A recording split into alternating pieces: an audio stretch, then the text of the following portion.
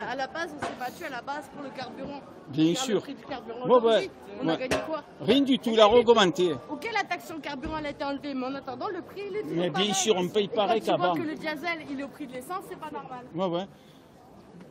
Il y a un supporter de l'OM là qui nous suit là. Mais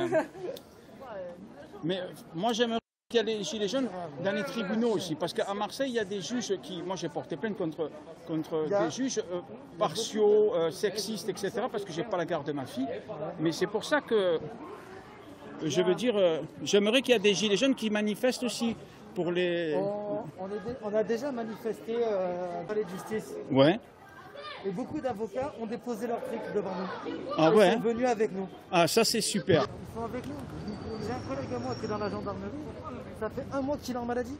Ah ouais. Il a dit j'arrête. Parce qu'il en a marre un peu. Parce qu'il en a marre. Mais il a raison. Il est d'accord. Pareil, il gagne très bien sa vie. Mais il a dit stop. Ça ne Bien sert sûr. plus à rien. Ouais. Rami Benalla avait son passeport diplomatique, il a oublié de le rendre. Ouais, il apprend tous les Français pour des cons. Tu sais, c'est un mafieux ce type. Moi, j'ai oublié. Lui et Crasse, c'est 2 enculés. Je vendais le masque parce qu'on n'a plus le droit de se masquer le visage même par rapport au CRS. Je vois ce que tu veux dire. Donc, mais si tu dis c'est pour l'interview. Et moi, je suis là. De toute façon, je leur dis, tu sais, journalistes, blogueurs, ils ne vont pas nous faire chier. Et c'est vrai, ça. Parce que j'ai pas le droit de faire ça. Mais moi, je le dis, moi, il n'y a pas de souci. Toi, comment tu vois les choses là? Ça va? Les CRS, ils vont emmerder personne, j'allais dire, non? Je vois beaucoup de boucliers baissés, Ouais. Je vois beaucoup de boucliers baissés, de casques retirés.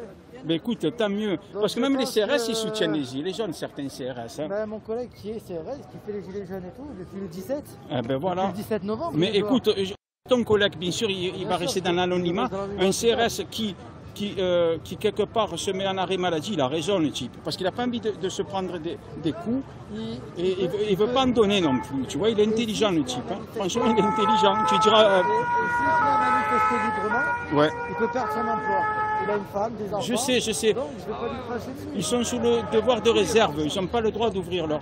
Sinon ils se font virer immédiatement, tu vois, malheureusement. Donc mon collègue, il le dit clairement, ben, j'en ai marre, donc j'arrête. Bon. Mais alors pourquoi, je vais dire aux auditeurs, parce que moi je ne suis pas hypocrite, hein, Radio Libre Expression, je m'exprime librement. Je fais ça que pour ma fille, elle a 6 ans ma fille, pour dire qu'à Marseille, la justice, c'est une putain de mafia, certains juges, c'est des vraies pourritures. Et Éric de Montgolfier, en fait, c'est un procureur qui avait dit que les magistrats en France, tous les juges et procureurs, etc., certains, ils ont un train de vie qui ne correspond pas à leur salaire.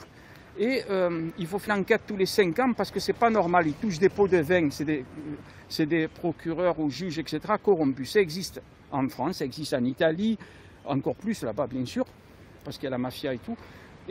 Mais ça existe dans d'autres pays aussi. Mais dans certains pays, ça n'existe pas. Ça n'existe pas en Suède, ça n'existe pas au Danemark, ça n'existe pas en Norvège. Vous voyez, parce que là-bas, ils ont une moralité différente. En France, la corruption, c'est presque normal, quoi. Et moi, je suis seul, je me bats contre des juges pourris. On fait comment?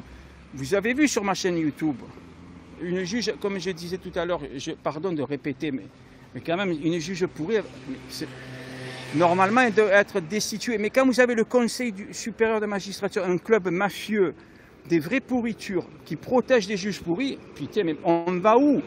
Je suis né en France, moi, les gars. Je suis né en France, la putain. Tu as compris? Vous avez compris? Je suis en France, mais mes droits, ils sont bafoués. Quand la France dit pays des droits de l'homme, des conneries, des grosses enculeries, c'est faux. Et moi, j'ai des preuves. Comment ça se fait que moi, j'élève ma fille pendant 3 ans et demi? Comment ça se fait qu'on m'a confié des enfants de 2 ans et demi à 13 ans? Il n'y a jamais eu de problème, bien sûr. Et parce que j'ai porté plainte contre une juge, tout le monde, ils le savent. Ils disent, David Clapiat, cet enculé là, vous ne lui donnez pas la garde de sa fille. On va lui faire payer cher à ce fils de pute de David Clapiat. On va le faire payer très cher. On ne lui donne pas la garde. Même s'il a eu des témoignages de gens de la petite enfance, ils ont témoigné sous serment. Et ils ont dit que je m'occupe très bien de ma fille. Chose incroyable, chers amis, c'est que ma fille a eu une ITT, donc d'un médecin, suite à la violence de la mère. Et moi aussi j'ai une ITT, ma femme m'a frappé devant un témoin. J'avais porté plainte en 2015 et tout.